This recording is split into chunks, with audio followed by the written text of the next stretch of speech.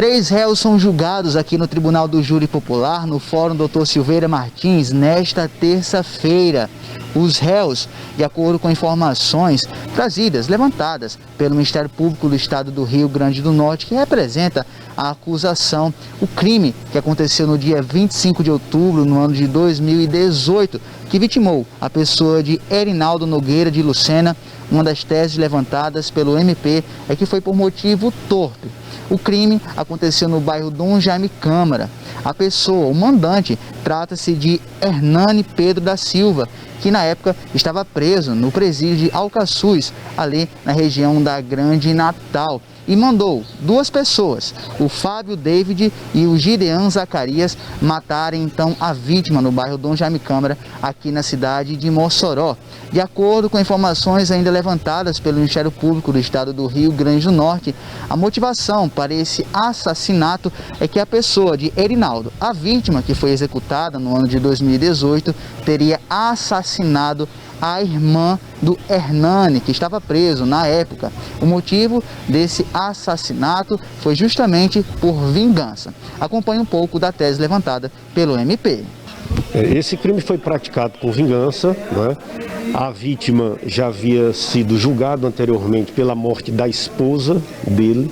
Inclusive, nesse júri, quem conseguiu a condenação da vítima fui eu. Eu estava atuando no plenário do Tribunal do Júri.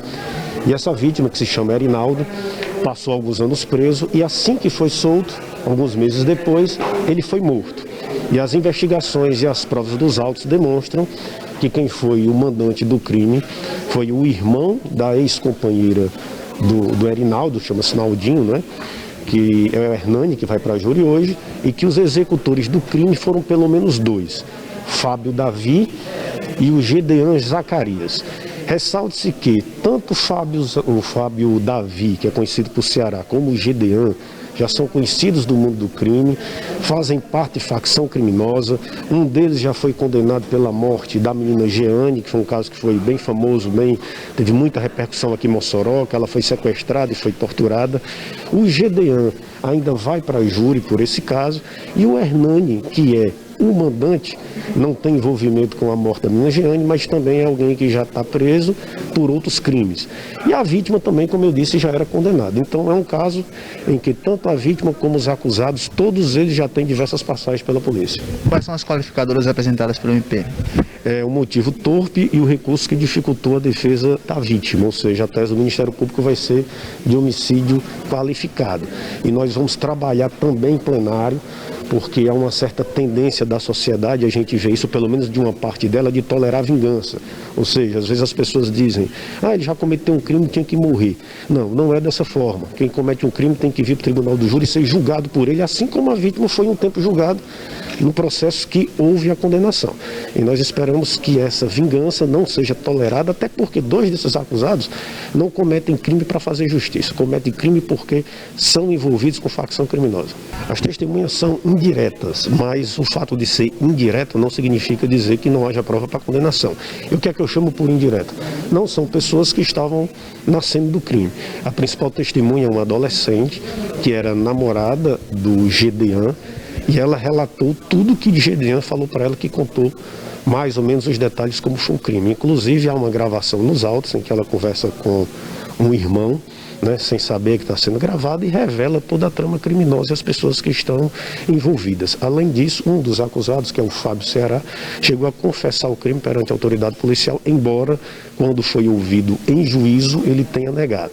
Então essas são as principais provas que entende o Ministério Público que são suficientes para levar à condenação dos réus. Então, o policial vai ser ouvido hoje aqui em plenário, doutor?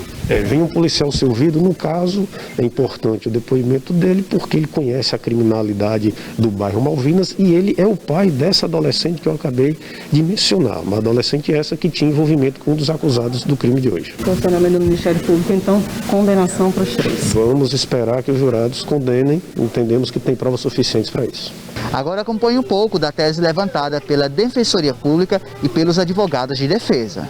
Inicialmente, tendo em vista o que tem no processo, com base nas todas as provas, a principal tese levantada pela defesa vai ser de negativa de autoria, já que não existe nenhuma evidência, nenhuma prova contundente capaz de condenação, certo? acordo com a tese da promotoria, doutor, existe um áudio nos autos que mostram o que seria a arquitetação de um plano para que a vítima fosse morta. A defesa reconhece essas provas aí? Na verdade, o que existe, esses áudios, existe uma mídia, certo?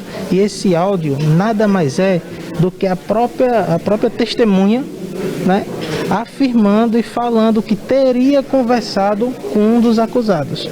Ela não consegue comprovar, porque quando você conversa com alguém e você quer comprovar, você tira um print, você manda um áudio da conversa, e não.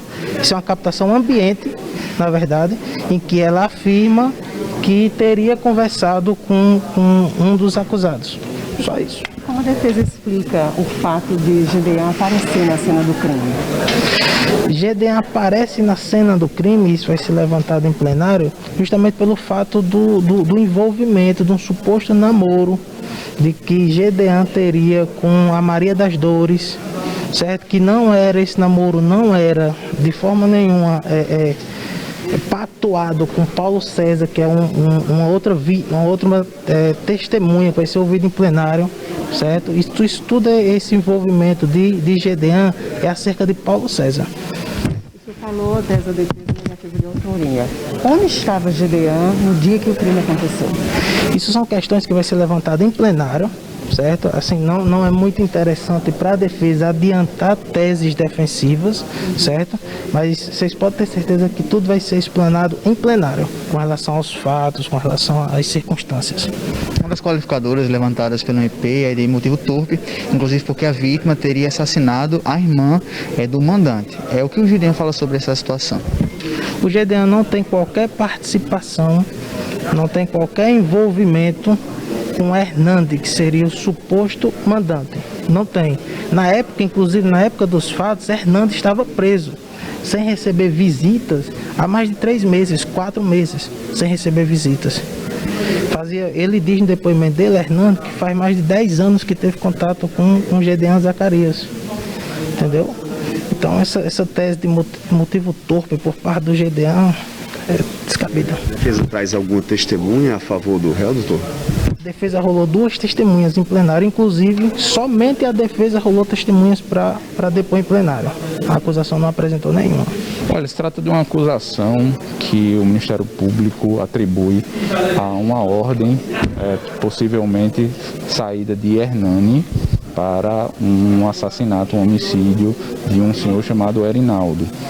E assim, pela análise dos autos, a gente não vislumbra nenhuma prova dessa ordem. O Hernani estava preso à época do crime e não estava recebendo visita. Ele preso em Alcaçuz até hoje e na época dos fatos nem visita ele estava recebendo. E não existe nos autos nenhuma prova de que essa ordem saiu de lá, como foi essa ordem, de quem foi essa ordem. Tanto é que o próprio Fábio, que também a defesa é patrocinada pela Defensoria, não conhecia o Hernani. Eles moravam na mesma comunidade, mas quando o Fábio foi morar na comunidade, o Hernani já estava preso. Então, assim, toda a tese da acusação baseia-se num depoimento de um adolescente que teve um relacionamento amoroso com outro acusado, com o Gedeon. E assim, eu considero que são acusações muito frágeis, todas de ouvir dizer que aconteceu, fulano me disse, e nenhuma prova concreta de que como aconteceu, quem cometeu o crime. De acordo com uma das teses levantadas pelo Ministério Público, seria motivo torpe. Houve inclusive um assassinato da irmã do Hernani por parte da vítima. O que foi que o Hernani falou? Isso, o Hernani, como eu disse, ele estava preso à época dos fatos e assim não tomou conhecimento desse crime já na prisão, né? Então, inclusive a irmã do Hernani me procurou a Defensoria Pública falando que procurou o fórum várias vezes, procurando justiça por caso da irmã que havia sido assassinada.